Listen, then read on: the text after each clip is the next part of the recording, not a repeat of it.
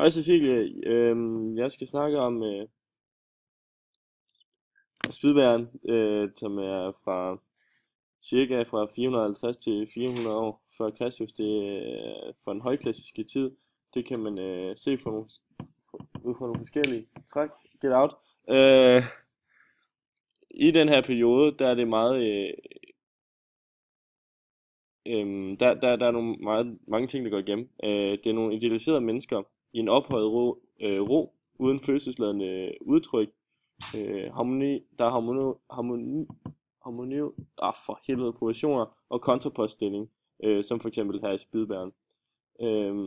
Alle dens bevægelser og selve kroppen er perfekt, og det vil man også se, at i den her figur, hvor det man kan se er, at han er midt i et skridt.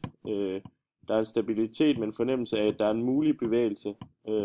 Og den er dog ikke så voldsom som for eksempel i diskuskasteren, hvor man virkelig kan se, at der er en bevægelse, som der er den tidlige klassiske tid, som Andreasen jo faktisk snakker om. Øh, torsoen er involveret i denne bevægelse.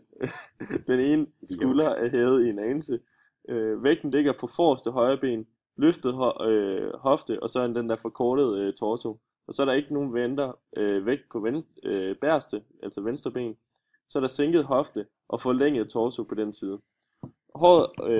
Hovedet det er drejet en smule til siden, det vil sige, at den bliver mere spændende at se fra siden, end det har været tidligere. Og så danner selve statuen en omvendt S-figur, som var meget yndet i selve gotikken.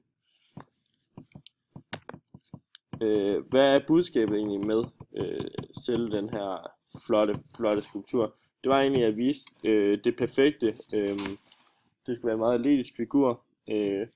Det skulle være en helt, som skulle fremvise det her perfekte ydre, ligesom at byerne skulle være på det her tidspunkt. Og hvad er de vigtigste historiske omstændigheder i den her periode? Det er for eksempel et byggeprogram, der var i Athen, der gik ud på, at man skulle udvikle bystaterne, man skulle have en meget større perfektion, og man skulle komme foran i skulpturområdet, mere end man i forvejen havde været. Og så var der kommet en alliance blandt regionerne i det gamle Grækenland, hvilket betød, at der var meget mere fred, end det nogensinde tidligere har været. Hvad er så motivet for den her lækre skulptur? Det var, at Næste gang du siger lækker skulptur, ikke også? det er en lækker skulptur. Det er perfektionen, at Grækenland skulle være foran på førersædet, og derfor gav det også mening, at selv figurerne på det her område var meget perfekte, fordi Grækenland jo var perfekt.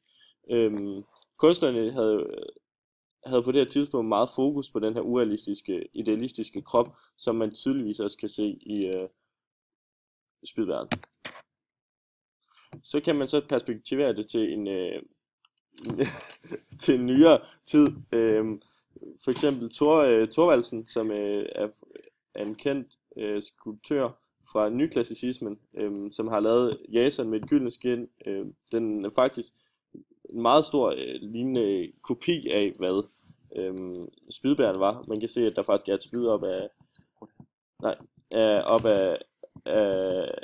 arm og så videre. Og igen, den perfekte ydre med vægten på det ene ben, og med en forlænget og en mindre torso.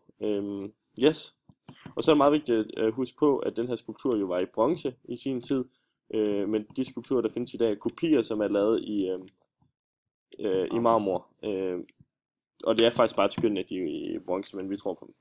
Så tak for Du har ikke lige noget billede af Spydværen? Nej, det